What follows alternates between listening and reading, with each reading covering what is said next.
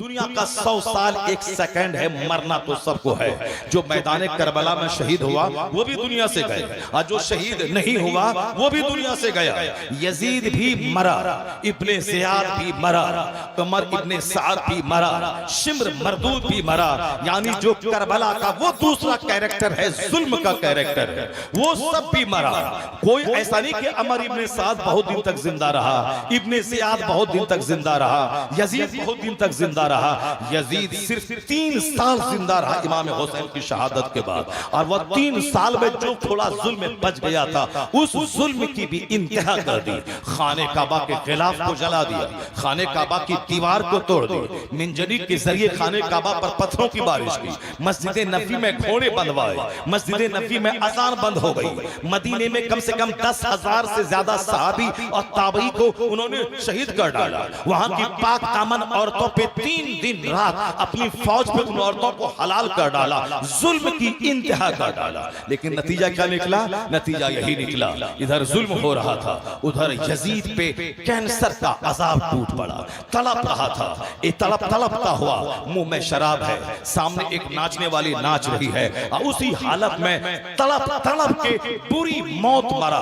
कोई मरता है कुरान पढ़कर, कोई मरता है हालत सजदा में, कोई मरता है अल्लाह की राह में, कोई मरता है जिक्र और दुरूद करते हुए, और कोई शराब पीते हुए मरता है, सड़ी हुई मौत मरता है। तो मरा वो भी, मरा हुसैन भी।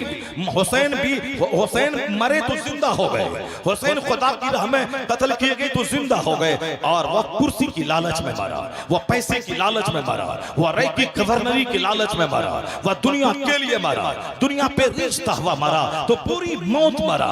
कोई मुख्तार के हाथों बुरी मौत मरा, कोई साहब किसी की लाशों को कुत्ते से नोचवा दिया गया, किसी को जला, किसी की लाश के टुकड़े टुकड़े करके जला दिया गया।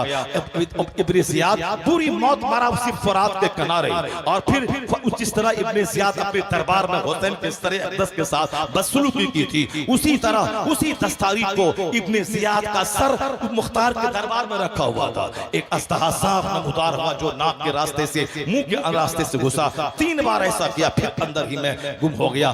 पूरी मौत, जुल्म करने वाला पूरी मौत मरा, जुल्म करने वाला खतरनाक मौत मरा, तरह तरह के अजाब में मुब्तला होके मरा। कोई चेचक के अजाब में मरा, कोई साहब कैंसर के अजाब में मरा, कोई शराब पीते हुए मरा, किसी की लाशों को कुत्ते से नोचवा दिया गया, किसी की लाशों को जला दिया गया। ये सब का अंजाम बुरा हुआ। हजरत अली अकबर शहीद होके भी आज जिंदा है, अली असगर शहीद होके भी आज जिंदा है, इमाम हुसैन शहीद होके आज जिंदा है, उनके बाल बच्चे लूटने के बाद भी जिंदा है। आज दुनिया का करोड़ों मुसलमान जब भी हुसैन का नाम लेता है तो बोलता है इमाम हुसैन, यानी मेरा इमाम है हुसैन, मेरा लीडर है हुसैन, मेरा कायद है हुसैन। पता ये चला मर पहर पैदा होने वाले को मर जाना है। जो दुनिया के लिए मरेगा, जो सिर्फ बाल बच्चों के लिए मरेगा, जो जमीन के लिए मरेगा, जो जुल्म करता हुआ मरेगा, उसका तो नामो निशान अल्लाह मिटा देगा। इस दुनिया में भी जलील होगा, आखिरत में भी जलील होगा। लेकिन जो जिएगा रब के लिए और जो मरेगा रब के लिए, जो अपना माल रब के लिए कुर्बान करेगा, जो अपनी जान रब के लिए कुर्बान करेगा, वह मरने के बाद भी जिंदा रहेगा। आज यजीद जिंदा नहीं, हुसैन जिंदा है। आज उमर इब्ने साद जिंदा नहीं, बल्कि आज अली अकबर जिंदा है। आज शिम्र मरदूद जिंदा नहीं, आज अली असगर जिंदा है। पता चला कि जुल्म मर जाता है, सब्र हमेशा के लिए जिंदा हो जाता है। जुल्म मर जाता है और सब्र हमेशा के लिए जिंदा हो जाता है। मुस्तफा के घर वाले कुरान पाक की आयतों की तफसीर है, यानी प्रैक्टिकल में कुरान ने एक थ्योरी दी और नबी के घर वाले ने उस थ्योरी पर अमल करके दुनिया वालों को बता दिया कि कुरान पे अमल कैसा होता है। यही इसीलिए हुजूर ने कहा था कि मैं 2 चीजें छोड़ के जा रहा हूं, एक कुरान और एक मेरी अहले बैत, इतरती अहले बैत, ये मेरे घर वाले हैं। इसलिए कहा था कि कुरान भी नूर है, मेरे घर वाले भी नूर है, इनकी जिंदगी से तुम्हें रोशनी मिलेगी, इनकी मोहब्बत की खैरात अगर तुझको मिल गई तो तू राह रास्त पे रहेगा, तू गुमराह नहीं होगा, तू भटकेगा नहीं, तू तबाह बर्बाद नहीं होगा। तो इसलिए मुस्तफा के घर वालों ने जो जिंदगी मिसाली जिंदगी गुजारी है, वो मिसाली जिंदगी आज हमारे लिए टॉर्च गियर ऑफ सिविलाइजेशन का काम कर रही है। वो मुस्तफा की जिंदगी हमारे लिए रोशनी का, मुस्तफा के घर वालों की जिंदगी हमारे लिए रोशनी का भंडार का मकाम दे रही है। इसलिए हुजूर ने कहा मेरी अहले बैत से मोहब्बत करना। मोहब्बत का मतलब तुम उनको जब याद करोगे, उनकी दीनदारी को याद करोगे, उनकी कुर्बानी को याद करोगे, तुझे भी कुर्बानी का जज्बा पैदा होगा। तुम्हारी भी सोच गंदी सोच नहीं होगी, तेरी सोच उज्जवल हो जाएगी। तू रियाकारी नहीं करेगा, तेरे अंदर भी इखलास पैदा हो जाएगा। तू दुनिया के लिए रीझेगा नहीं, आखिरत की बरतरी तेरी जिंदगी का सबसे बड़ा मोस्ट प्रोग्राम हो जाएगा। आज दुनिया का हुसूल जो मेरी जिंदगी का प्रोग्राम हो गया है, अगर हम अहले बैत को देखें, कुरान पाक का मुताला करें, तो फिर हमें लगेगा कि दुनिया कुछ नहीं है। चाहे किराए के घर में रहें, चाहे अपने घर में रहें, दोनों बराबर है। चाहे मिट्टी के घर में रहें, चाहे सोने के घर में रहें, दोनों बराबर है। चाहे मिट्टी की दीवार हो या सोने की दीवार हो, दोनों बराबर हो जाएगी अगर नजर जन्नत पे रही, नजर आखिरत पे रही। यही हाल इमाम हुसैन उनके सारे घर वालों का था कि नजर हमेशा आखिरत पे, नजर हमेशा जन्नत पर, हमेशा आखिरत की बात है। अब जरा गौर से सुनिए, जनाब फातिमा ज़हरा ने मिन्नत मांगी है कि मेरा बेटा बीमार है, अगर अच्छा हो गया तो मैं 3 रोजे रखूंगी। आज हमारी माँ बहन बेटियां मिन्नत मांगती हैं कि मेरा बेटा अगर पैदा हो गया, मैं उसको सारी जिंदगी पैक बंधवाऊंगी, मैं सारी जिंदगी इमाम हुसैन का फकीर बना दूंगी, मैं सारी जिंदगी इसको साहब गले में मशकीजा डाल करके इसको मैं ऐसे गांव समाज में घुमाऊंगी। ये जहालत वाली मुराद है। जिस तरह गैर मुस्लिम मांगते हैं कि मेरा बेटा पैदा हो गया तो हम उसका बाल कहां मुंडन करेंगे, इसका मुंडन बैद्यनाथ धाम में करेंगे, इसका मुंडन गोरख धाम में करेंगे, इसका मुंडन साहब फला धाम में करेंगे, यानी धाम में इसका मुंडन करेंगे। उसी का देखा देखी बादशाहिर खसीस व रसील मुसलमान फैमिली में भी इसी तरह का एक रुझान है कि मेरा बच्चा अगर बेटा पैदा हुआ, उसका बाल छोड़ देंगे, उसका बाल जाके अजमेर में मुंडाएंगे। मुस्तफा ही जाने ईमान है, वही असली ईमान है, उससे हट के तो बंदा मोमिन नहीं रह सकता। तो हुजूर ने इस रास्ते में गाइड ये किया है, जब बच्चा पैदा हो तो पैदा 7वें दिन अकीका करना, ताकि तेरा बच्चा स्वस्थ और तंदुरुस्त रहे, उसकी बीमारी उसी बहाने दूर हो, और अल्लाह की नेमत है औलाद, उसी का शुक्राना एक जानवर ज़बह करके अपने दोस्त अहबाब में उसका गोश्त बांट करके इस नेमत का शुक्र अदा करना। अकीका का मतलब यही होता है कि अल्लाह की इस नेमत जो औलाद की सूरत में अल्लाह ने दिया, उसका शुक्राना है, जानवर ज़बह करके दूसरों को गोश्त बांटना, खिलाना, यह है अकीका है। और 7वें दिन अकीका करना है, और फिर सर के बाल मूंड देना है, बच्चों के सर पे ज़ाफ़रान लगा देना है। उस बाल को जो बाल मूंडा गया 7वें दिन, उसकी खैर उसको चांदी के बराबर वजन करके उस चांदी को गरीबों में खैरात कर देना है। और यह काम हुजूर ने जब इमाम हसन पैदा हुआ, इमाम हुसैन पैदा हुए, या दोनों नवासे मुस्तफा के 1 साल के छोटे बड़े, इसीलिए दोनों भाई देखने में एक जैसे लगते थे, चेहरा मोहरा भी बिल्कुल खूबसूरत दोनों का एक जैसा, और फिर दोनों 1 साल के ही छोटे बड़े थे, इसलिए डील डॉल बॉडी शक्ल सूरत सब चीज में दोनों एक तौर पर नजर आते थे। आका अलैहिस्सलाम ने दोनों की पैदाइश के बाद 7वें दिन आपने अकीका किया, 7वें दिन आपने अकीका किया, आपने सर के बाल मूंडे, और फिर उसमें सर के बाल को चांदी पे वजन करके चांदी को खैरात की। 7वें दिन बाल मूंडना है, मगर जाहिलों ने हिंदुआना रस्म रिवाज सीखा, उसके बाल को लंबा छोड़ा, अब हम अजमेर में जाएंगे, अब फला मजार पे जाएंगे, तब बाल मूंडेंगे। ये जहालत है, और ये सवाब का काम नहीं बल्कि एक गारी गुनाह है। सवाब का काम है 7वें दिन बच्चे का सर मूंडना, उसके बराबर वजन बराबर चांदी खैरात करना, सर पे जाफरान मलना, और फिर उसी दिन अकीका करना। अगर माल है तो अकीका करे, अगर नहीं है, गरीब है, पैसे नहीं है, तो फिर उसके पास उसके लिए जानवर ज़बह करना जरूरी नहीं है। यह है जिसके पास इस्तिताअत है, जिसके पास माल है, लड़का की तरफ से 2 बकरा ज़बह करे, लड़की की तरफ से 1 बकरी ज़बह करे। अगर नहीं है पैसा तो लड़की की तरफ से भी 1 हो जाएगा। अगर उतना भी नहीं है, कोई जरूरी नहीं, फर्ज नहीं है, वाजिब नहीं है, एक अच्छा काम है, अच्छा काम है करना। लेकिन ये जहालत, गरीब मजदूर मिस्कीन है, मगर बाल लंबा छोड़ा है, दरगाहों पे लेके जाएगा, वहां बाल मूंडेगा, फिर वहां खाना बनाएगा, गरीबों को खिलाएगा।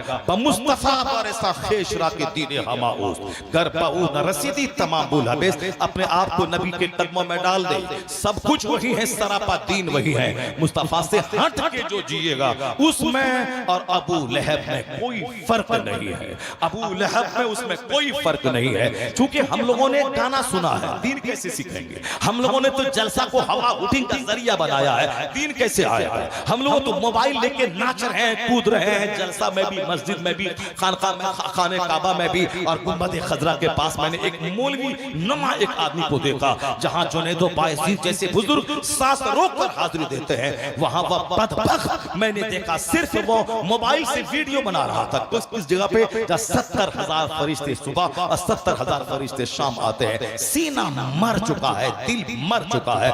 जलसा जुलूस दीन सीखने का जरिया है, हमने इसको तमाशा बना दिया। अल्लाह के वलियों का उर्स या दीन सीखने का जरिया है, हमने उसको लड़का लड़की के मिलने का पिकनिक पॉइंट बना लिया। हमने जो मंदिरों में औरतों की भीड़ देखी, वही भीड़ हमने अल्लाह के वलियों के मज़ारात पे लगा दिया। हमने जो मेला ठेला देखा, वही इमाम हुसैन के नाम पे हमने फर्जी करबला बना के मेला और ठेला करना शुरू किया। हमने जलसे का तकद्दुस पामाल किया, हमने मज़ारात का तकद्दुस पामाल किया। इसीलिए हमारा बेटा आज काफिरों के साथ भाग रहा है, हमारी बेटियां गैर मुस्लिमों की बेटी के साथ गैर मुस्लिमों के साथ भाग रही हैं। बेटियां उधर जा रही, बेटे उधर जा रहे हैं। औलाद जो बची है वो भी नाफरमान, गैरों से मीठी मीठी बातें करना है, अब माँ बाप से गुस्से में बातें करना है। माँ बाप उनकी जन्नत और जहन्नम है, माँ बाप नाराज तो सीधे जहन्नम, माँ बाप राजी तो जन्नती। मगर जो जन्नत और दोज़ख है उसी से लड़ाई है, उसी से मुंह फुलाना है, उसी से मुंह घुमा के बातें करना है। और गैरों से दोस्ती है,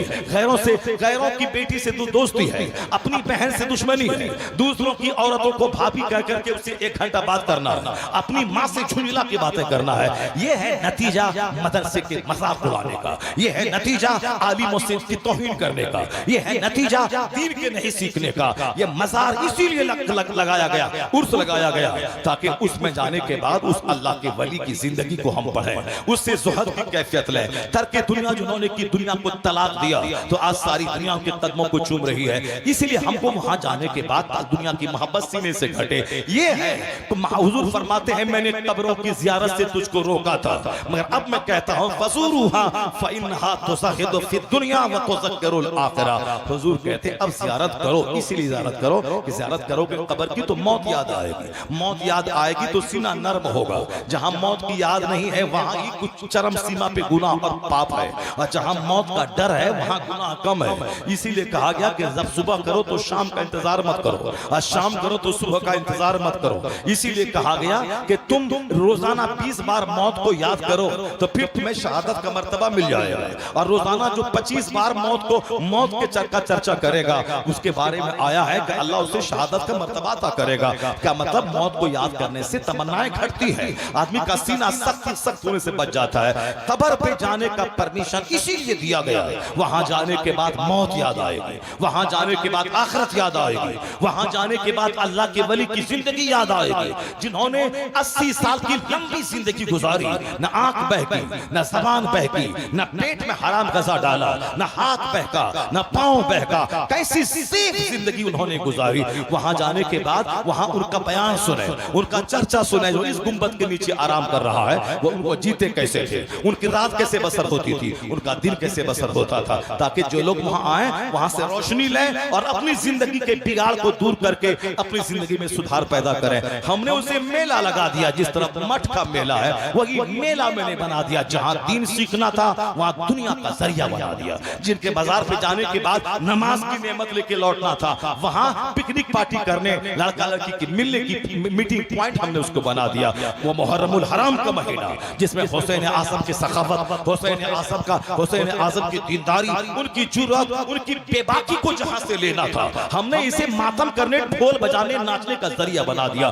किस कदर अल्लाह को मैंने नाराज किया, किस कदर मुस्तफा की रूह को मैंने तकलीफ पहुंचाई, किस कदर इमाम हुसैन की रूह अपनी कब्र में तड़प रही होगी कि हमने किसके लिए कुर्बानी दी, और लोगों ने मेरे नाम पे क्या तमाशा खड़ा कर दिया, मेरे नाम पे उन्होंने क्या झूला झूलना और क्या साहब मातम करना का ड्रामा बना लिया। झूठी कहानी, 90% कहानी करबला के हवाले से जो बोली जाती है, 90% कहानी सब गढ़ी हुई है, सब झूठी कहानी है। जैसे फिल्म की कहानी होती है, एक बंदा उसको लिख देता है और एक हीरो उसकी एक्टिंग करके, अदा करके, कभी रोना कभी हंसना, वो सब एक कहानी बना देता है और लोग उसको सही समझ करके 3 घंटा फिल्म हॉल में बैठ के देखते हैं। तो उसी कहानी की तरह इमाम हुसैन की कहानी को फिल्मी कहानी लोगों ने बना दिया। रोने की कहानी, रोलाने की कहानी, रंग जमाने की कहानी, जबकि बुजुर्गों ने कहा 90% कहानियां सब गढ़ी हुई है, सब झूठी कहानी कहानी है, हाय सुगरा हाय सकीना की कहानी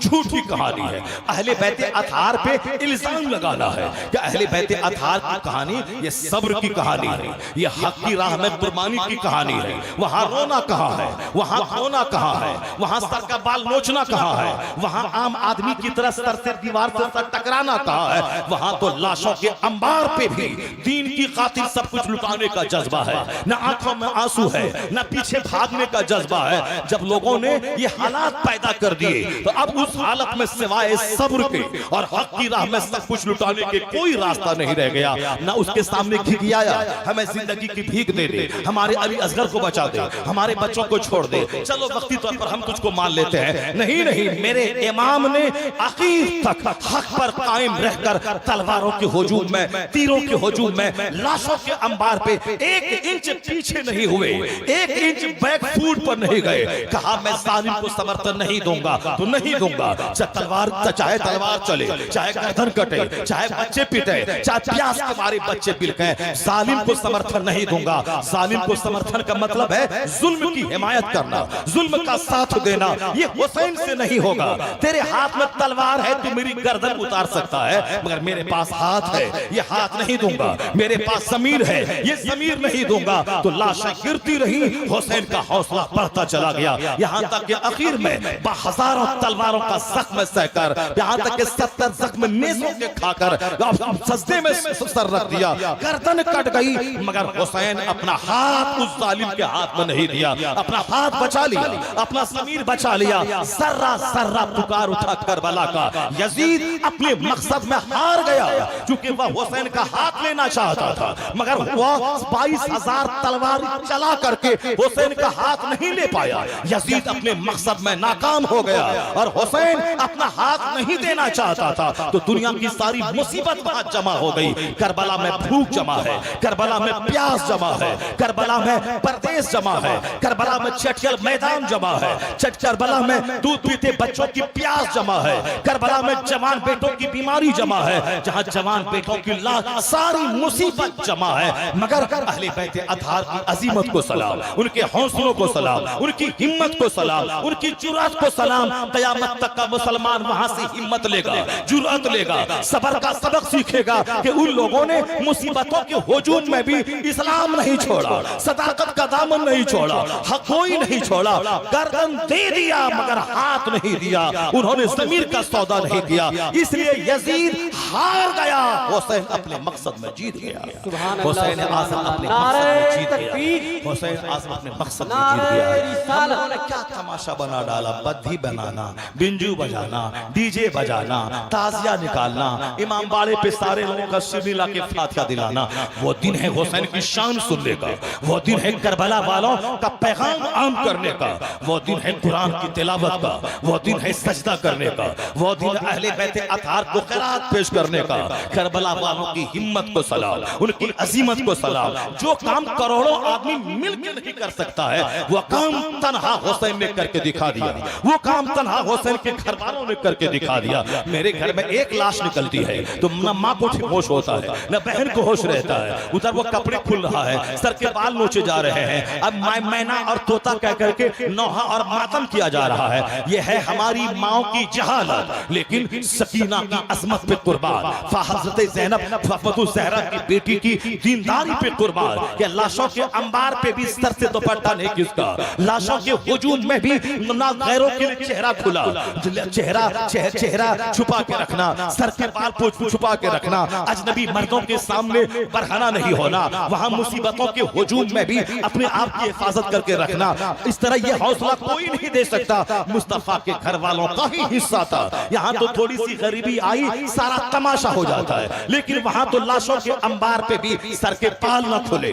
वहां सीना को भी नहीं हुई, न चेहरे को पीटा गया, क्योंकि मुस्तफा ने कहा है लैसा मिन्ना मन ज़रबल हुदूद व शक्कल जुयूब व ताबल जाहिलिया। हुजूर कहते हैं वो हमारे घरों में से नहीं है जो अपने चेहरे पे मारे, जो अपने गरीबान को फाड़े, जो जाहिलियत के जमाने की तरह नौहा और मातम करे। हुजूर कहते हैं वो हमारे घरों में से नहीं है, वो हमारी उम्मत में से लैसा मिन्ना मन ज़रबल हुदूद, जो अपने चेहरे पे मारे वो हम में से नहीं है, जो अपने गरीबान फाड़े वो हम में से नहीं है, जो दावल जाहिलिया, जो जाहिलियत जाहिलियत के जमाने की तरह नौहा मातम करे, जब तक जिंदा है तो पूछने वाला नहीं है। हम मरने के बाद मैना और सोना हो गया, उसके बाद ना एक एक बातों को याद करके रोना है और सीना पीटना है। इमाम हुसैन के ना इमाम के घर वालों ने बता दिया कि जब वहां का मर्द भी लाजवाब है, वहां की मस्तूरात भी लाजवाब है, वहां की खातून भी लाजवाब है, इसलिए हुजूर के घर वालों से हटा तो हमारा तमाशा बढ़ गया। आज जिस दिन मुस्तफा के घर वालों की सच्ची मोहब्बत पैदा होगी, उस दिन सजदा बढ़ेगा, उस दिन नमाज बढ़ेगी, तमाशा घटेगा, जहालत घटेगी, जाहिलियत घटेगी, सजदा बढ़ेगा, इबादत बढ़ेगी, तिलावत बढ़ेगी, जिक्र अस्कार बढ़ेगा, और फिर ईमान की पुख्तगी बढ़ेगी कि कोई नौकरी ईमान लूट न ले और कोई छोकरी ईमान लूट न ले। ये उस वक्त बात होगी जब अहले बैत से सच्ची मोहब्बत होगी, जब कुरान से सच्ची मोहब्बत होगी, जब हमारे घर में आखिरत का, जन्नत का, मुस्तफा के शहजादों का जिक्र होगा। तुम्हारी बेटी का भी ईमान स्ट्रांग होगा। कोई 5 करोड़ दे के भी ईमान लूटना चाहे, हमारी बेटी उसके चेहरे पे थूक देगी और कहेगी मैं फातिमा ज़हरा की कनीज हूं, मैं जान दे दूंगी मगर अपना ईमान, अपना हया नहीं दूंगी, इसलिए मैं ईमान का सौदा नहीं करूंगी। ये बात वह बोलेगी जिस फातिमा को जानती है, ये बात वह बोलेगी जो सकीना को जानती है, ये बात वह बोलेगी जो जैनब को जानती है, ये बात वह बोलेगी जो शहरबानों को जानती है, ये बात वह बोलेगी जो मुस्तफा की बीवियों को जानती है, जो करीना को जानती है, जो कैटरीना को जानती है, जो शाहरुख खान की बीवी गौरी खान को जानती है। वह तो किसी खूबसूरत लड़के को देखेगा ईमान बेच डालेगी, वह तो नौकरी वाले को देखेगा ईमान बेच डालेगी। यही हाल हो रहा है मुसलमानों के कई लाख बच्चे जो गैरों की गोद में भीड़ चढ़ गए, इसीलिए उनके घर में तमाशा है, उनके घर में व्हाट्सएप है, उनके घर में इंस्टाग्राम है, उनसे घर में रात रात भर बुलू फिल्में देखी जाती है, उनके घर में मौलाना को गाली दिया जाता है, उनके घर में दीन के नाम पे सिर्फ सेवई खाना और दीन के नाम पे सिवाय सिर्फ टोपी पहनना और नया कपड़ा पहनना, यही ईद है। चाहे रमजान में एक रात तरावी न पढ़ा हो, चाहे रमजान में खत्म कुरान न किया हो, एक दिन का रोजा न रखा हो, उसका मतलब ईद है सेवई खाना, उसके मतलब ईद है त्योहार मौज मस्ती करना। हमने इस्लाम को समझा ही नहीं, इसलिए हमारे बच्चे क्या इस्लाम के नाम पे सब कुछ कुर्बान करेंगे। आज जरूरत है कि हुसैन आजम को पढ़ा जाए, अपने बच्चों की गुट्ठी में ईमान पिलाया जाए। ये दुनिया क्षण भर की है, आखिरत दायमी है। ये मुस्तफा के घर वाले हमारे लिए मॉडल है, उनकी कुर्बानी हमारे लिए एक अजीम शाहरा है, उससे रोशनी हासिल करनी है, हक पर कायम रहना है, सच्चाई का दामन थामे रहना है, कभी झूठ फरेब के लालच में नहीं पड़ना है, हया और पर्दा का दामन थामे रहना है, कभी फिल्मी कल्चर को नहीं पकड़ना है। अगर हमने ऐसे अपने बच्चों को सिखाया, मेरा बेटा नौकरी मिले ना मिले, वह कभी किसी काफिरा की शक्ल सूरत देखकर अपना ईमान नहीं बेचेगा। उसकी गुट्ठी में हुसैन की मोहब्बत पिला देनी है, ताकि जान जाए मगर ईमान न जाए, हया न जाए, इज्जत न जाए, ये बदन नापाक न हो। तो उसके लिए जरूरी है कि फिजिक्स बाद में पढ़े, पहले वो कुरान पढ़े, केमिस्ट्री बाद में पढ़े, पहले मुस्तफा की हदीस पढ़े, पहले दुनियादारों की कहानी बाद में पढ़े, पहले मुस्तफा के घर वालों की कहानी पढ़े। इसलिए हुजूर ने कहा था कुरान और मेरे घर वाले, इन दोनों की मोहब्बत की रस्सी को थामे रखोगे तो गुमराह नहीं होगे। तो जिनके घर में ये दोनों चीजें हैं, उनका बेटा बाप का फरमाबरदार है, उनकी बेटी अब हया में रहती है, उनके घर का कोई बच्चा काफिरों के साथ नहीं भागा। और जहां मौलाना को गाली है, जहां दिन का कोई चर्चा नहीं है, जहां अमिताभ की बात है, करीना कैटरीना की बात है, फुटबॉलर क्रिकेटर की बात है, जहां इंजीनियर डॉक्टर बनने की बात है, जहां सिर्फ दुनिया कमाने की बात है, और जहां गैर मुस्लिमों से दोस्ती है, जहां पर्दा नहीं है, वहां तो साफ बीवियां, जहां वहां तो आधी उम्र की औरतें वो गैर मर्दों से चैटिंग करती है, वहां तो जवान बेटियां, उसका बॉयफ्रेंड अलग है, वहां तो जवान लड़के, उसकी गर्लफ्रेंड अलग है। ये 50 लाख का जो घर बनाया है, ये घर नहीं बल्कि तवाइफ का अड्डा ठहर गया, जहां बाप अलग मस्ती कर रहा है, माँ अलग मस्ती कर रही है, बेटा अलग मस्ती कर रहा है, बेटी अलग मस्ती कर रही है। वो घर बनाया है कि तवाइफ का अड्डा बना दिया है, जहां कुरान नहीं है, जहां हुसैन का चर्चा नहीं है, जहां सकीना और ज़ैनब का चर्चा नहीं है, वहां यही तमाशा है ज़िना का, यही तमाशा है फिल्म का, यही तमाशा है उरियानियत का, यही तमाशा है फहाशी का, यही तमाशा है साहब ढोल बजाने का, नाचने का, गाने का और डीजे का तमाशा है। जिस दिन घर में हुसैन आ गए, जहालत मिटेगी, शरीयत का राज कायम हो जाएगा। इसलिए मुस्तफा ने कहा था दो भारी चीजें मैं छोड़ के जा रहा हूं, इन दोनों का दामन मजबूती से थामे रखना, गुमराह नहीं हो गए। यह दोनों हैं, दोनों से नूर मिलता है, कुरान से भी नूर मिलता है और अहले बैत से भी नूर मिलता है। बस थोड़ी सी सच्ची कहानी चंद मिनटों में, उसके बाद आप जो चाहते हैं वही होगा। चूंकि अब आप खिताब सुनने का, खिताब पे अमल करने का कोई तो है नहीं, अब तो साहब स्टाइल देखना है और साहब जिंदगी जैसे हम गुजार रहे हैं वैसे ही गुजारेंगे, उसमें कोई तब्दीली और चेंजिंग तो लाने का है नहीं। अलबत्ता प्रयास नहीं छोड़ा जाएगा, जुमा का खुतबा बंद नहीं होगा, चाहे एक बंदा नमाजी बने न बने, ईदैन का खुतबा बंद नहीं होगा, चाहे एक बंदा नमाजी बने न बने, अजान बंद नहीं होगी, ये नमाज का ऐलान है। एक बंदा नमाज पढ़ने आए ना आए, अजान होगी क़यामत तक, जुमा का बयान होगा क़यामत तक, ईदैन की तकरीरें होंगी क़यामत तक। ये चीजें जरूरी हैं, होती रहेंगी। जिसके दिल में अल्लाह मोहब्बत डालेगा उसको दीन की तरफ माइल होगा।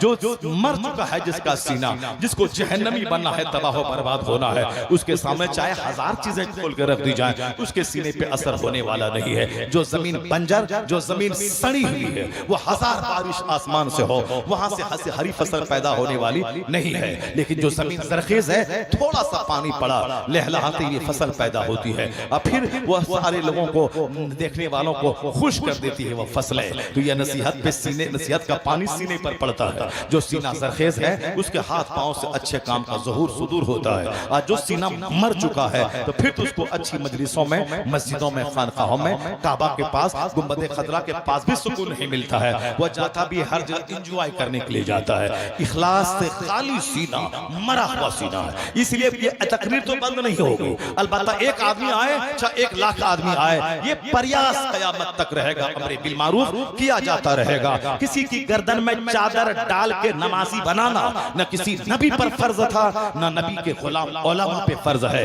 नबी भी कुरान पढ़ पढ़ के सुनाते थे, उन्हीं हजारों में से 1-2 खींच करके आते थे, कलमा पढ़ के मुशर्रफ इस्लाम होते थे। और यही पैगाम नबी के गुलाम उलमा पे भी फर्ज है। लोगों तक दीन की बातें पहुंचाते रहो, अपने अपने अंदाज से समझा बुझा करके, कुरान सुना के, हदीस सुना के, एहसन अंदाज में बताते रहो। तेरा काम बताना है, बाकी दिल का बदलना ये अल्लाह का काम है। ये जलसा प्रयास है, ये मदरसा प्रयास है, ये खुतबा प्रयास है, ये अमर बिल मारूफ एक प्रयास, यानी एक कोशिश है कि लोग बात मान जाएं। बाकी लोग माने या ना माने वो जाने। इमाम हुसैन ने मैदान करबला में एक प्रयास किया था कि मैं यहाँ आ गया हूँ, ये 22,000 की फौज सामने है। उसके कमांडर के सामने इमाम हुसैन ने एक तकरीर की थी, ऐ लोगों, मैंने तेरा क्या बिगाड़ा है, तुम हमारी जान के क्यों दुश्मन बन गए हो? तुमने हमको 150 से ज्यादा खतूत लिखा था, तो तेरे खत लिखने के बाद, मैं तेरे बुलाने के बाद आया, और तुम आज मेरी जान के दुश्मन बन गए। तुमने चारों तरफ तलवार और साफ तीर के पहरे तुमने बैठा दिए।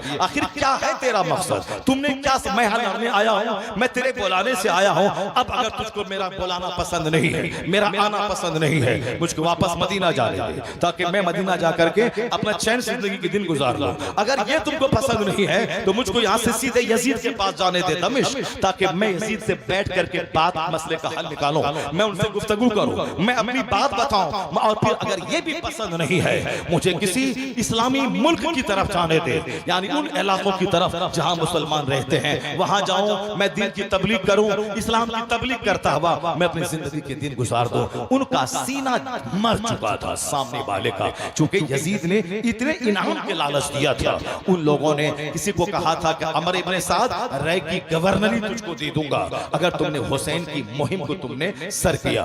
अब अब्दुल्ला इब्ने ज़ियाद को बसरा का गवर्नर पहले था, कूफा का एडिशनल गवर्नर उसको बना दिया और कहा तू हमेशा के लिए दोनों बसरा और कूफा का गवर्नर रहेगा अगर तुमने इस मुहिम को सर किया।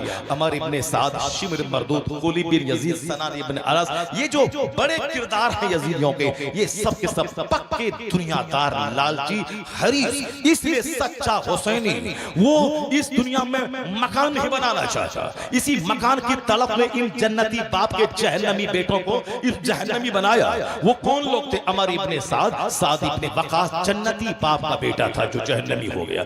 यजीद जन्नती बाप का जहन्नमी बेटा। हजरत अमीर मुआविया जन्नती हैं, चूंकि वो सहाबी हैं, सारे सहाबा जन्नती हैं, अल्लाह ने वादा कर लिया है। सहाबा कराम से कोई भूल चूक अगर हुई कभी, अल्लाह ने सबको माफ कर दिया, सब जन्नती है। सहाबा कराम को न गाली देना है, न उसकी खता को पकड़ना है, खता इज्तिहादी समझकर उसकी खता को भी नेकी तसव्वुर करना है। इसलिए अमीर मुआविया जन्नती, उनका बेटा यजीद जहन्नमी, साद इब्ने वक़ास जन्नती, उसका बेटा अमर इब्ने साद जहन्नमी।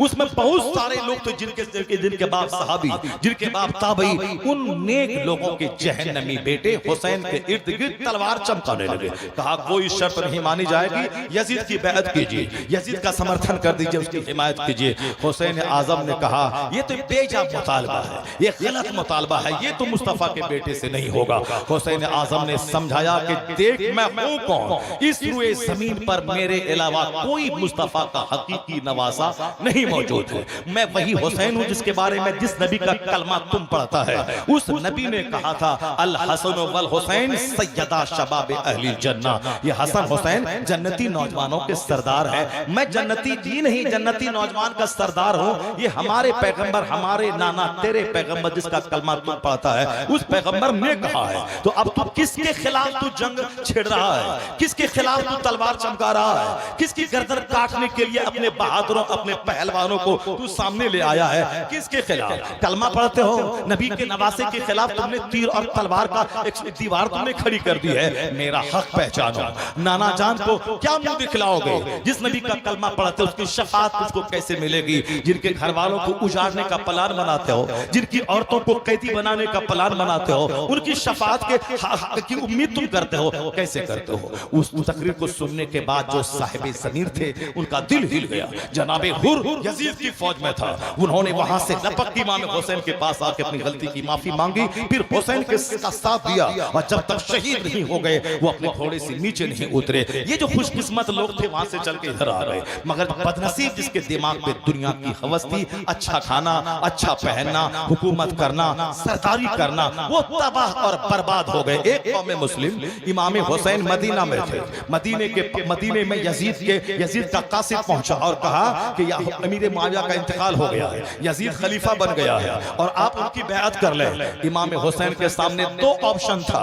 एक यजीद को मान लेना, चलो तुम जानो, तुम शराबी हो, पापी हो, बेनमाजी हो, तुम जानो तुम्हारा काम जाने, लेकिन हमने तुमको मान लिया इसी शर्त पर कि तू हमें मदीने का गवर्नर बना दे, हर महीने 4 लाख रुपए महीना तनख्वाह मेरी मुकर्रर कर दे।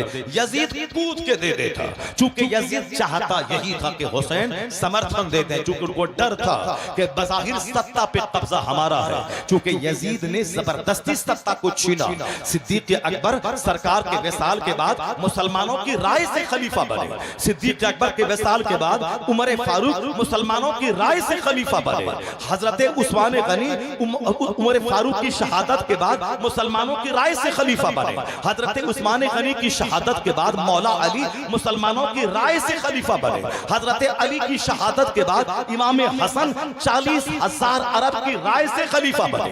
ये खिलाफत राशिदा है जो मुसलमानों की राय से बने। अब जब हजरत अमीर मुआविया अपनी फौज लेके आगे बढ़े, इधर से इमाम हसन आगे बढ़े, क्योंकि इमाम हसन मुसलमानों के जरिए चुने हुए खलीफा है और हुजूर ने कहा था कि मेरे विसाल के बाद मेरे बाद खिलाफत 30 साल तक रहेगी, और इमाम हसन की 6 महीने की खिलाफत लेकर पूरा 30 साल हो जाता है। अब 30 साल के बाद क्या होगा? बादशाहत होगी। हजरत अमीर मुआविया रज़ी अल्लाह तआला अन्हु फौज लेके आ गए, इधर से इमाम हसन के करीब था कि दोनों फौज टकरा जाती और फिर लाखों मुसलमान शहीद हो जाते, मगर इमाम हसन मुस्तफा का नवासा, जिसके मुंह में मुस्तफा ने लुआब दहन डाला था, जिनके लिए हुजूर ने सजदा दराज किया था, जिनके लिए हुजूर ने अपने कांधे पे जिनको सवार किया था, यह दोनों नवासा मुस्तफा का, जिसकी उसकी जवानी लाजवाब, जिनका बचपन लाजवाब और जिनकी जिंदगी के आखिरी लम्हात लाजवाब, यानी सर से लेके पांव तक मुस्तफा के सिफात का जो मजहर था वो हसन और हुसैन। सिर्फ हम शहादत को जानते हैं, उनकी जवानी के दिनों को नहीं जानते हैं, उनकी पाक दामनी को नहीं जानते हैं। 55 साल की उम्र में 25 हज इमाम हसन और हुसैन ने पैदल चल के किया है अरफात, 400 किलोमीटर दूर पैदल चलकर जाना, फिर पैदल चलकर आना। आला किस्म का घोड़ा मौजूद होता था, लेकिन आप पैदल हज को जाते थे, क्योंकि हदीस माया है जिसके पांव में धूल लगी अल्लाह की राह में, जहां जहां गर्द लगेगी वहां वहां जहन्नम की आग हराम हो जाएगी। इमाम हसन फी सबीलिल्लाह अल्लाह की राह में 400 किलोमीटर आज से 1350 साल पहले कटीली संगला पथरीली राहों से पांव जख्मी हो जाते, पांव मतवर्रब हो जाते। आपके गुलाम कहते हुजूर घोड़े पे सवार हो जाएं, मगर आप सवार होते नहीं थे, थोड़ा रेस्ट लेते लेते फिर चले जाते। इतना बड़ा हाजी दुनिया में कोई होगा जो पैदल चल के 25 हज किया होगा? ये इमाम हसन ने किया है, ये इमाम हुसैन ने किया है। इमाम हसन हुसैन उमर फारूक की फौज में थे, उस्मान गनी की फौज में थे, हजरत मौला अली की फौज में थे। ये वो थे जिनकी सारी जिंदगी इबादत, सजदे और जिहाद से इबारत है। हजरत अमीर मुआविया जब आए तो अमीर इमाम हसन ने सोचा क्योंकि मैं हक पर हूं, 40,000 फौज है, वो जान हथेली पे लिए हुआ है कि आप मेरे अमीर हैं। इन लोगों ने मुझको मेरे बाप की शहादत के बाद खलीफा चुना है, लेकिन हजरत अमीर मुआविया की फौज सामने आ गई है। अगर हम उनसे लड़ गए कई हजार मुसलमान शहीद हो जाएंगे। इमाम हसन ने बड़ी कुर्बानी दी। या तो अमीर मुआविया मान जाते, वो इमाम हसन को खिलाफत दे देते कि ठीक है आप ही रहे, हम तो गवर्नर थे और आप अब बाताज खलीफा बन जाएं, लेकिन उन्होंने आगे बढ़कर यह पेशकश नहीं की। तो इमाम हसन अगर जिद पर अड़े रहते और ये 40,000 लोग कहते थे नहीं मानना है, हम लोग हक पर हैं, हम उससे लड़ेंगे, मगर इमाम हसन ने अल्लाह की खुशनुदी की खातिर मुसलमानों को कत्ले आम से बचाने के लिए इन्होंने पहल करके कहा ठीक है मैं खिलाफत से दस्तबरदार होता हूं और आपको मैं खिलाफत देता हूं। 3 शर्तों के साथ अमीर मुआविया को इमाम हसन ने खिलाफत दे दी। कुर्सी कोई नहीं देता है। इमाम हुसैन ने जान करबला में दी, अपनी औलाद की कुर्बानी पेश की, भी बहुत बड़ी कुर्बानी है, जो सबसे बड़ी कुर्बानी है। लेकिन इमाम हसन की कुर्बानी भी कोई कम कुर्बानी नहीं है, क्योंकि बंदा जान दे देता है मगर कुर्सी नहीं देता है। आदमी गर्दन जान दे देता है मगर सत्ता नहीं छोड़ता है। इमाम हसन बड़े भाई ने सत्ता की कुर्बानी की है, कुर्सी की कुर्बानी की है, मुसलमानों को कई लाख मुसलमानों को कटने मरने से बचाया है। इसलिए इमाम हसन वो भी जन्नती नौजवानों के सरदार, वो भी शहीद आजम है, जिन्होंने फकीरी की जिंदगी गुजारना मंजूर कर लिया, मुसलमानों का कटवाना मंजूर नहीं किया। अमीर मुआविया को खिलाफत दे दी, फिर वहां से मदीना आ गए। आम मुसलमानों की तरह जाहिदाना जिंदगी आपने गुजारनी शुरू की। 20 साल तक अमीर मुआविया बहैसियत खलीफा रहे और उससे पहले 20 साल तक वह बहैसियत गवर्नर थे। 40 साल खिदमत अमीर मुआविया यजीद के बाप की है, जिन्होंने इस्लाम के लिए बहुत बड़ा कारनामा अंजाम दिया। उस 20 साल में जो लोग कहते इमाम हुसैन को सत्ता के लिए गए थे, कुर्सी के लिए गए थे, उनको कहा जाए कि जब अमीर मुआविया 20 साल तक खलीफा रहे, इमाम हसन ने उनको खिलाफत दे दी, वो 20 साल तक इस्लाम की खिदमत करते रहे। इस दरमियान में कभी तुम ये बता दे कि इमाम हुसैन अपने मानने वालों को लेकर अमीर मुआविया के पास गए कि खिलाफत तो मेरा हक है, मेरे बड़े भाई ने आपको दिया था, अब वह खिलाफत मुझको लौटा दीजिए, मैं बादशाहत करूंगा। 20 साल छोटा पीरियड नहीं होता है, 20 साल एक लंबा पीरियड है। एक बार भी ऐसा नहीं हुआ कि इमाम हुसैन सत्ता के लिए दमिश्क गए हो, सत्ता के लिए 40,000 की फौज जमा करके उनसे लड़ने गए हो। एक बार भी ऐसा तारीख में नहीं आता है इमाम हुसैन कुर्सी के शौक में अमीर मुआविया से जंग करने गए। नहीं, जब अमीर मुआविया का विसाल हो गया, विसाल होने के बाद उस कुर्सी पर, जिस कुर्सी पर इमाम हसन ने हजरत अमीर मुआविया को सपोर्ट किया था, उस कुर्सी पर यजीद जैसा फासिक, आवारा ख्याल, आजाद ख्याल आदमी कब्जा कर लिया। मुसलमानों की राय नहीं ली कि मेरा बाप मर गया, अब मुसलमानों का खलीफा कौन होगा। मुसलमानों की राय के बगैर फौज का चोरी छुपे चंद लोगों से अपनी बैअत लेकर, फौज के सहारे जबरदस्ती चाहा कि सबसे मैं अपनी बैअत ले लूं, तो कमजोर किस्म के लोगों ने तो बैअत कर लिया। मगर हुसैन जैसे इमाम के पास उनका कासिद आया कि आप यजीद की बैअत कर ले, कहा मैं यजीद की बैअत चोरी छुपे कर लूं, नहीं होगा। यजीद आवारा तो पहले से था, मगर बाप ने इसीलिए उनको खलीफा बना दिया था ताकि कम से कम जब जिम्मेदारी आएगी तो नेक बन जाएगा। मगर बादशाह बनने के बाद यजीद बेलगाम हो गया, शराब पीना उसकी आदत बन गई, नमाज़ें छोड़ना उसकी आदत बन गई। तो हुसैन अगर समर्थन कर देते उस बेनमाजी शराबी फासिक को, तो कयामत तक के लिए इस्लाम का सिस्टम चरमरा जाता, मुसलमान सहम से जाते, हक बोलने वाला कोई नहीं रहता, नमाज का सिस्टम गड़बड़ा जाता, महरमात से निकाहों का सिस्टम गड़बड़ा जाता। ये जो इस्लाम एक गाइडलाइन से चल रहा था, अल्लाह के कानून से चल रहा था, मुस्तफा के ज़ाब्ते से चल रहा था, उसमें पहला रखना अंदाजी करने वाला खबीस मरदूद वो यजीद था। अब हुसैन आजम अगर सपोर्ट कर देते तो फिर क़यामत तक इस्लाम की कश्ती का आना ये जरा मुश्किल हो जाता। इसलिए हुसैन अड़ गए। अब हुसैन के सामने 2 ऑप्शन था, या तो यजीद की बैअत कर लेना, वो चाहे ज़िना करे, शराब पिए, हमको मतलब ही मुझको 2 लाख का महीना दो, हम आराम से मदीने में खाएंगे, बाल बच्चों के साथ रहेंगे, मस्जिद नबी में नमाज पढ़ाएंगे, यहाँ का गवर्नर बन के रहेंगे और आराम से 55 साल में मरेंगे, माँ के पहलू में जन्नतुल बकी में दफन हो जाएंगे, उसके बाद जन्नती नौजवान के सरदार तो हम हैं। ये था अपना सेल्फ लग्जरियस लाइफ गुजारने का तरीका। एक ऑप्शन ये था, वो गवर्नर बन जाते, यजीद को समर्थन कर देते, मदीने में आराम से हाथ चूमने वाले, पैर चूमने वाले आपके गुलामों की तादाद थी, आराम से बाल बच्चों में रहते, खाते पीते मर जाते। इसमें अपना आराम तो था, मगर उस मुस्तफा के प्यार का क्या होगा जिस मुस्तफा ने हुसैन के मुंह में लुआब दहन डाला था, जिनको अपने कांधे पे सवार किया था कि आज हुसैन को कांधे पे ढोता हूं, कल जब मेरी उम्मत का बोझ हुसैन के कांधे पे आएगा तो हुसैन इस मोहब्बत का कर्ज चुकाएगा। माँ के लंबे सजदों का क्या होगा, मौला अली की तरबियत का क्या होगा। अब वह वक्त आ चुका था जिस वक्त हक की हिमायत की खातिर मुसीबतें उठाने की घड़ी आ गई थी। एक ऑप्शन था आराम से मदीने में रहना और दूसरा ऑप्शन था कि डट जाना कि नहीं, यजीद को सपोर्ट नहीं करेंगे, इस रास्ते में कत्ल है, इस रास्ते में भूख है, इस रास्ते में प्यास है, इस रास्ते में बाल बच्चों की जिंदगी को खतरे में डालना है। हुसैन ने कहा ये रास्ता दूसरा भले ही मुसीबत का है, सब मुसीबत का है, प्यास का है, भूख का है, मगर इस रास्ते पे चल के मैं मुस्तफा को मुंह दिखा पाऊंगा, मैं अपनी माँ को चेहरा दिखा पाऊंगा कि लाल तूने दूध का क्या कर्जा अदा किया, उम्मत गुमराह होती रही और तू मदीने में आराम से हाथ पांव चुमवा के आराम की जिंदगी तू गुजारता रहा, तुम कत्ल क्यों न हो गए, तुमने डट क्यों नहीं गए, मर जाते मगर जालिम का समर्थन नहीं करना था। अगर माँ सवाल करेगी क़यामत में तो क्या जवाब देगा हुसैन?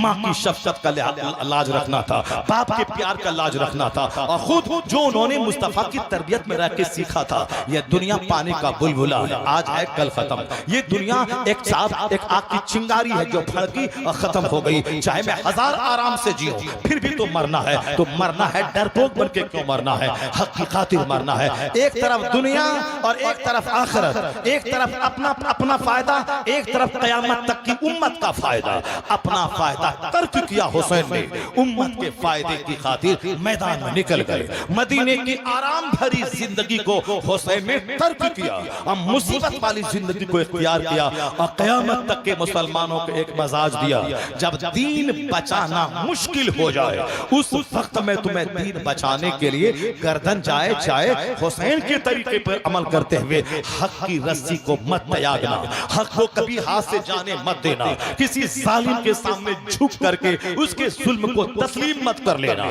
तू मारेगा और क्या करेगा, मगर तेरा सपोर्ट उसको और जरी बना देगा, तेरे सपोर्ट से दीन और हक खतरे में पड़ जाएगा। तो हुसैन ने अपनी जिंदगी से बताया जब दुनिया और आखिरत दोनों आपस में टकरा जाए तो आखिरत को गले लगाना, दुनिया को त्याग देना। जब हक और बातिल दोनों टकरा जाए, बातिल को त्याग देना, हक को पसंद कर लेना।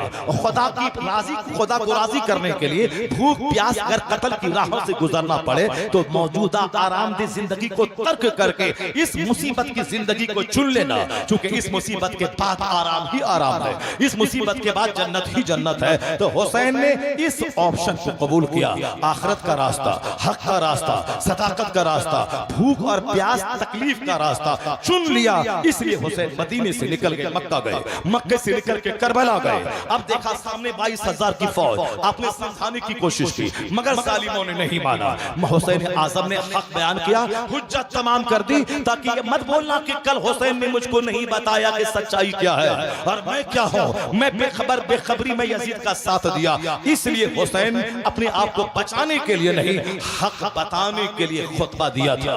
अब वहां यजीद के सिपाही हरकारे इसी बात पे पसीज और मुसिर थे कि आप यजीद को हाथ दे दें, समर्थन दे दें, मगर हुसैन आजम ने कहा यह हमसे नहीं होगा। जब चारों तरफ से लोगों ने घेर लिया, दाना पानी बंद कर दिया, जब बच्चे भूखे प्यासे रहने लगे, यहां तक कि उन जालिमों ने तब उन्होंने जोर डाला बस अब जंग के लिए तैयार हो जाइए। वहां जंग करने हुसैन गए ही नहीं थे, जंग करने जाते तो दूध पीते अली असगर को क्यों लेके जाते, अगर जंग करना होता तो औरतों को लेके क्यों जाते, जब जंग करना होता तो बीमार बच्चों को लेके क्यों जाते। अगर जंग करने के लिए हुसैन जाते तो मदीना से नौजवानों की टीम तैयार करके जाते, 1000 2000 5000 नौजवानों को लेके जाते, चलो लड़ना है यजीद की फौज से। यहां तो उम्मते मुस्लिमा को तबाही से बचाने के लिए जो उन लोगों ने खत लिखा था कि मेरा कोई अमीर नहीं है, मैं किसके पीछे नमाज नहीं पढ़ता मानता हूँ, मैं यजीद को सपोर्ट नहीं करता हूँ। यजीद बेनमाजी है, शराबी है, आजाद ख्याल है, मैं उसको अपना हाकिम नहीं मानता हूँ। आप आइए, मेरी रहनुमाई कीजिए, मेरी रहबरी कीजिए, मेरी इमामत कीजिए, मेरी क़यादत कीजिए। अगर आज आपने मेरी क़यादत के लिए मदीना से चल के आप यहाँ नहीं आए तो कल मैं क़यामत के दिन कहूंगा कि दुनिया में हमारा सहारा तन्हा हुसैन था, हमने उसे आवाज दी कि मेरे दीन मेरे ईमान को बचाइए, मगर हुसैन जान के डर से मदीने में रह गए, यहाँ नहीं आए, तो आपका जवाब क्या होगा? हुसैन आजम ने तस्दीक की खातिर मुस्लिम बिन अकील को भेजा। मुस्लिम बिन अकील के हाथों 40,000 लोगों ने बैअत कर ली। वहां से खत लिखा कि हालात बड़े साजगार है, खत मिलते ही फौरी आप कूफा के लिए रवाना हो जाएंगे। मगर जैसे ही खत पहुंचा इमाम हुसैन के पास और अपने काफिले वालों के साथ मक्का से रवाना हुए, उधर रास्ते में खबर मिली कि जालिमों ने मुस्लिम बिन अकील को शहीद कर दिया है। उनके दो साथी जो रास्ता बताने के लिए गए थे वो शिद्दत प्यास की वजह से रास्ते ही में वो शहीद हो गए। यानी हालात वहां का मंजरनामा बदल चुका है। इमाम अली मकाम वहां से लौट जाते, मगर आप दीनी खुददारी और हमीयत ने लौटने नहीं दिया कि मुस्लिम बिन अकील मेरा कासिद था, मेरे कासिद को लोगों ने ज़बह कर दिया, अब तो हमारे लिए उनसे लड़ना जायज हो गया, इस खून का बदला लेना जायज हो गया, इसलिए आप वहां से मैदान करबला गए। जब वहां गए तो सामने से हालात पैदा हो गए। वो जो कहानी है कि ये आया, वो उछला, वो कूदा, ये आगे गया, वो आगे गया, ऐसा हुआ वैसा हुआ, इन राफिजियों शियाओं ने बहुत कुछ नमक मिर्च लगा लगा करके इस कहानी को रंगीन बनाने के लिए, फिल्मी अफसानी बनाने के लिए ऐसा किया। इमाम आली मकाम ने हक व सदाकत की बात रखी, जालिमों ने नहीं माना। अब वहां जंग छिड़ गई, दो फिक्री जंग। एक वही फिक्र थी, हुसैन हाथ कैसे नहीं देगा, जब मुसीबत में पड़ेगा तो देगा, भूखा रहेगा तो देगा, प्यासा रहेगा तो देगा, बच्चे मरेंगे तो देगा। हुसैन ने कहा ठीक है आजमा ले। अल्लाह रब्बुल इज्जत ने क्या कहा, मैं तुम्हें टेस्ट करूंगा, माल की कमी देकर, भूख देकर, औलाद की कमी देकर, जान लेकर, अगर तुमने सब्र किया तो तुझ पर रहमतों की बौछार है, तू ही हिदायत याफ्ता है। और अल्लाह ने क्या कहा कि ए ईमान वालों, जब मुसीबत आ जाए नमाज से मदद चाहना, सब्र से मदद चाहना। यहाँ है नमाज से मदद, सब्र से मदद, और हम मदद क्या चाह रहे हैं साहब? काफिरों से मदद, मुशरिकों से मदद, गोंडों से मदद, डकैतों से मदद। यह हमारा हाल हो गया कि डकैतों से दोस्ती इसीलिए करते हैं ताकि संकट की घड़ी में काम आए। दोस्ती मुत्तकी से नहीं है, दोस्ती डकैतों से है, चोरों से है। सबसे पहले अल्लाह ने कहा कि नमाज से मदद मांग। जब मुसीबत आ जाए वजू कर, नमाज के लिए खड़ा हो जा। जब मुसीबत आए सब्र कर, सब्र का पत्थर सीने पे रख ले, खामोश हो जा, और अल्लाह की तकदीर पे राजी रह जा। बच्चा मरा, खामोश रह, दौलत घटी, खामोश रह, खौफ का माहौल पैदा हो, खामोश रह। सब्र में बड़ी ताकत है। अल्लाह कहता है सब्र से मदद मांग, नमाज के जरिए मदद मांग, और हम तुझे आजमाएंगे दुनिया में। जब तुमको खरबों साल की जन्नत देंगे, जो सोने चांदी का मकान देंगे, जहां सदा तू जिंदा रहेगा, मौत ही नहीं आएगी। दुनिया का 100 साल 1 मिनट, वहां तुझको महासंख्यों साल रहना है। जहां मौत को ज़बह कर दी जाएगी, वहां सिर्फ ऐश ही ऐश है। वहां दूध की नहर है, शराबन तहूरा की नहर है, वहां असलम मुसफ़ा की नहर है। 70-70 बीवियां तेरे निकाह में रहेंगी। जहां कोई दुख का साया ना होगा, जवानी होगी, बीवी होगी, वहां कोई रोजा रखने की मुसीबत ना होगी। असल में ऐश तो आखिरत का है। जब इतना बड़ा ऐश तेरे लिए मैंने मुकर्रर कर दिया है, तो दुनिया में तो थोड़ा टेस्ट लूंगा, आजमाऊंगा तुम्हें, खौफ के माहौल में आजमाऊंगा तुम्हें, जान की कमी देख के आजमाऊंगा। करबला में भूख भी जमा है, करबला में औलाद की जिंदगी जारी वो भी जमा है, करबला में खौफ भी जमा है। तो जो जो इस आयत करीमा में है वो सारी बातें करबला में जमा है। परदेश चटकल मैदान, सामने रिश्तेदार है, वो यजीद के खानदान वाले, कोई दूर के आगे जाने के बाद कबीले कुरैश के ही लोग थे। हजरत मौला अली का साला वहां मौजूद था, यानी ऐसे रिश्तेदार भी थे, और वो सब के सब कलमा पढ़ने वाले थे। आगे चल के एक ही खानदान के लोग थे, मगर कुर्सी की हवस ने उन सबों को आखिरत के ताल्लुक से उन लोगों को अंधा बना दिया।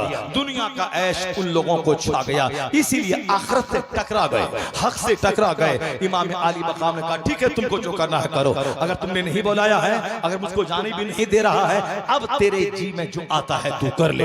इन लोगों ने 22,000 की तलवार जमा कर दी थी, तीरों की बारिश कर दी। हुसैन कटेंगे, हम झुक जाएंगे, इनका बेटा कटेगा, झुक जाएंगे। पर हुसैन की अजीमत को सलाम। भांजा कासिम शहीद हुआ, आप 1 इंच पीछे न हटे। जवान अली अकबर शहीद हो गए, 1 इंच पीछे न हटे। दूध पीते अली असगर को जालिमों ने तीर मार के शहीद किया, पर हुसैन न रोए न घबराए। खवातीन के बारे में जो कहा जाता है कि सकीना ने पांव पकड़ लिया, वह रोने लगी, बाबा मत जाओ, ये सब कह के अहले बैत अतहार की तौहीन मत करो। अहले बैत अतहार हिम्मत वाले लोग हैं, हौसला वाले लोग हैं, मुसीबतों की आंखों में आंखें डालकर सब्र करने वाले लोग हैं। ये घबराने वाले नहीं है, या ऊंट का पांव पकड़ने वाले लोग नहीं है, या रोने वाले लोग नहीं है, या हाय बाबा हाय नाना करने वाले लोग नहीं है। वो जानते थे कि मैं मुसीबत में घिरा हूं, अब एक रास्ता है सब्र। इमाम हुसैन ने एक नमाज नहीं तर्क की।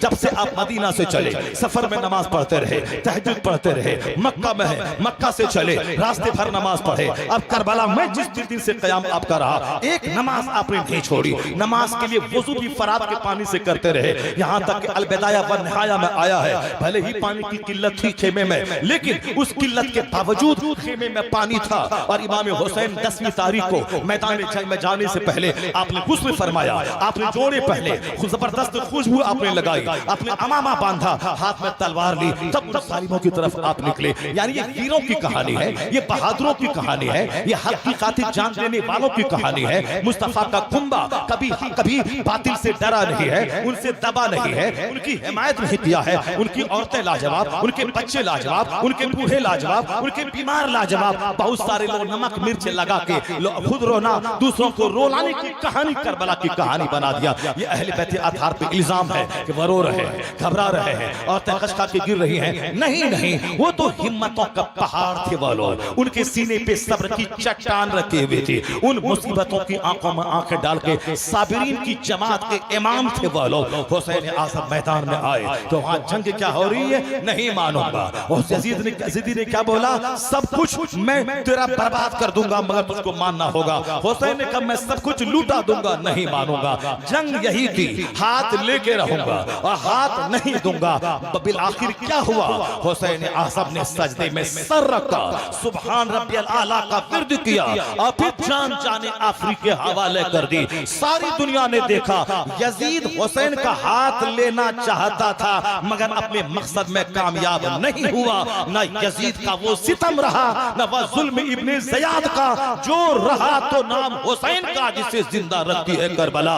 हुसैन जीत गए, हुसैन का खानदान जीत गया, हुसैन का कुंबा जीत गया। मुस्तफा के चेहरे पे खुशी आई होगी कि मेरा बेटा इम्तिहान में कामयाब हो गया। फातिमा ज़हरा मचल रही होंगी कि मेरा हुसैन जिसका पांव मुसीबतों के अंबार पे लग़्ज़ जिस पांव में नहीं आई, मौला अली के चाका चेहरा वो खुशी से दमक गया होगा कि मेरा लाल इम्तिहान में कामयाब होकर अपना नाजान के पास हाजिर हो गया।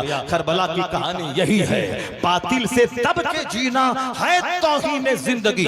यह ऐलान कर रही है आज भी तुरबत हुसैन की, बातिल के सामने सीना सफर रहो, या तुमसे कह रही है मोहब्बत हुसैन की। हुसैन आज़म का सच्चा प्यार हमसे डिमांड करता है कि सांप का भी मुंह चूमना और सपेरा का भी मुंह चूमना ये मुनाफिकत है, ये ज़िद्दियत है, ये हुसैनियत नहीं है। हक को थामे रखना, आखिर दम तक हक का साथ देना, ये हुसैनियत है। सुबह जालिम के पास, शाम उसके पास, सुबह इस पार्टी में, शाम उस पार्टी में, मुनाफिकों की तरह दिल कमजोर करके जालिम के पास भी रहना, मजलूम के पास भी जाना। इस समाज में जो मुनाफिकत बढ़ गई, जो बदअखलाकी बढ़ गई, लोगों का ज़मीर जो मर चुका है, ऐसे वक्त में हुसैन पहले से ज्यादा हमारे लिए कीमती हो गए हैं। उनकी जिंदगी हमारे लिए मॉडल हो गई है। हुसैन ने हालते सफर में सजदा न छोड़ा, तलवारों के हुजूम में नहीं छोड़ा। तो 10 तारीख को ताजिया ना निकाल कर, तमाशा ना करके, डीजे ना बजा के, नमाजें पढ़कर वादा करना चाहिए कि मैं आज से वादा करता हूं कि मेरा इमाम तलवारों के हुजूम में भी नमाज नहीं छोड़ा।